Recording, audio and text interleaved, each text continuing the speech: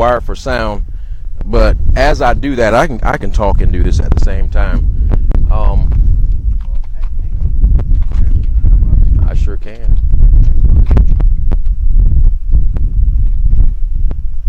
Tell me when y'all ready. Somebody say go. Somebody say ready. And we'll be ready. All right. The reason why we're here tonight, I know it's a little bit late, later than normal for at least my guys to be out here at a little past 8 p.m. But I wanted to be here at a time where things are quieted down here at Oakleaf High School, just to talk about some recent arrests that were made today. Yet just yesterday, I had a press conference where we talked about, kids making these threats and some of the hoax and posts that were going around and some of the repercussions for doing things like that. And as fate would have it, the cyber crimes unit, in addition to the juvenile crimes unit, got together and collaboratively traced those pieces of evidence back to two individuals for two separate incidences. One was a 15-year-old student here at Oakleaf High School, and the second incident was a 13-year-old who attends Oakleaf Junior High School. And, the purpose for me being here tonight is really to emphasize the point that it's not cute, children, to make these types of posts. There's more serious things going on in Northeast Florida. There's more serious crimes going on in Clay County that really need the attention of law enforcement. And when you do things like this, you subject yourself to being arrested for a second-degree felony. And in case you don't know what the disciplinary action is on a second-degree felony, it's upward of 15 years in prison. And you think about that for a second, to get 15 years in prison and what that would mean for you as an individual. Now, typically I would have my cup of coffee out here, but this is not a coffee moment, because we're talking about our kids. These are teenage kids who are going down a path, being silly like kids are, and doing things that are what we call stupid as adults, and they're messing up their lives. And I don't want to see that happen. So I'm appealing to you, not only as a parent and not only as the sheriff, but just as a man, a resident who lives here in Clay County, and particularly in Oakleaf, to tell these kids, knock that crap off. Knock it off. Because what you're going to do is get you behind in trouble. You're going to wind up in jail, just like your two little partners did, and you're not going to be happy. And then you bring embarrassment to your families, your siblings, and your classmates, and you just make the rest of us look bad. So knock that crap off. And I'm saying that as a father. Just knock it off. And as the sheriff, you don't want me coming to your house unless you just coming there for a friendly visit. I don't want to have to come to your house, because I will step in your living room and I will have a cup of coffee in there. I will, if I have to come back to one of these young ladies' home again. And I don't want to send my folks in someone's home to do that. I really don't. So we'll take questions. These guys behind me have the factual particulars. We'll be more than happy to take on some questions if you have any. Sheriff Daniels, any surprise that these two suspects and the one in Palatka that was found to be making threats, any surprise that they're all female? In my mind, I saw some guy doing this. It was shocking to me that these were little girls, little teenage girls, doing these things. Yes, kids do silly things, but folks, there are consequences to actions. And kids, if you're watching, and parents, if you're watching, I hope you're recording. I hope you can go back and look at this on social media or one of these news stations' website and really, really dig into it and go over this stuff with your children. Have those conversations. Like I said yesterday, you don't want this to be your kid. And for those folks out there who these children belong to, don't be embarrassed. Kids are kids. They do silly things. You do the best you can as parents. But I'm saying it's time to be parents for those who are not. Talk to your kids about these things. I was surprised. What can you tell us about the second arrest? Was that a social media post as well, and what did it say?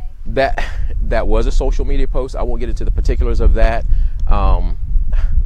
The ironic thing about this is, we weren't even going down that road, but the kid reached out to us trying to cover her tracks and basically put the spotlight on herself, and it came to light that she had done it.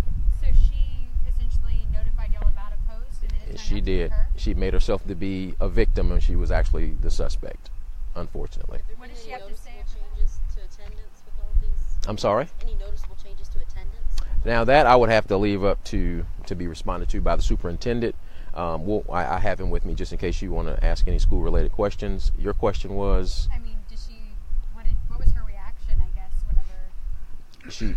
She confessed to the crime. What did the post say? I won't get into what the posts say right now. What are the girls saying? Well, I don't know. They are very remorseful. Both of them are, and rightfully so when they consider the gravity of the situation. You know, kids do things and they don't think it through. You know, the physiology of the brain development. You know, they understand. The folks who get into brain work, they know that a kid's brain doesn't fully develop to around 25, 26, 27 years old. A 13-year-old and a 15-year-old are still developing, you know, their cognitive skills, and for them to do something like this is not beyond something a kid would do. That's why I'm telling them as a parent, knock it off. Somebody's got to tell them to knock it off. And parents, tell your kids, if they're even considering that, don't even think about it. What kind of charges is the 13-year-old facing? They're actually the same as the other one, and those are second-degree felonies and one misdemeanor. Has y'all's response to these threats been heightened as a department? Well, absolutely. One, I'm not going to say knock the dust off of our policies and procedures, but, you know, we looked at our policies to make sure that our responses would be the most appropriate in a situation like that. We've heightened or enhanced our presence here at the schools. We've exercised some of our responses, and we continue to look at ways to make sure that the safety and security of the kids is paramount in everybody's mind right now. Do you know, like, an estimate of how many calls y'all received over the past week, you know, with these threats? I can't answer that specifically, but I know over the course of this year, we've had close to a dozen. Yeah. So where do y'all go from here? What's, I guess, the next step? Are y'all going to continue to do? Yeah, we will continue.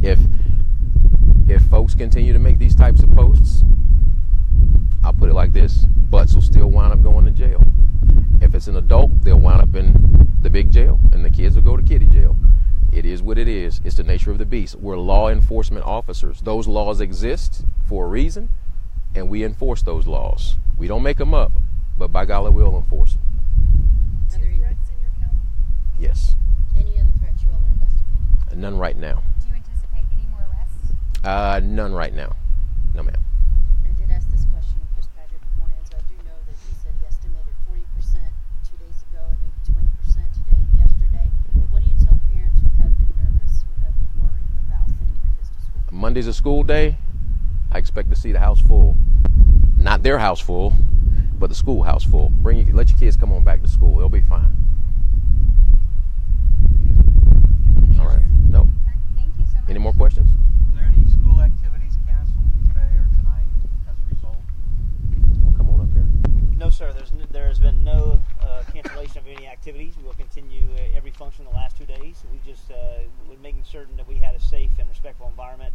This partnership with Sheriff Daniels and his team has been excellent. They have been quick responders. They've been on top of their game every step of the way, working at 1 and 2 o'clock in the morning between Sheriff Daniels and his team behind us.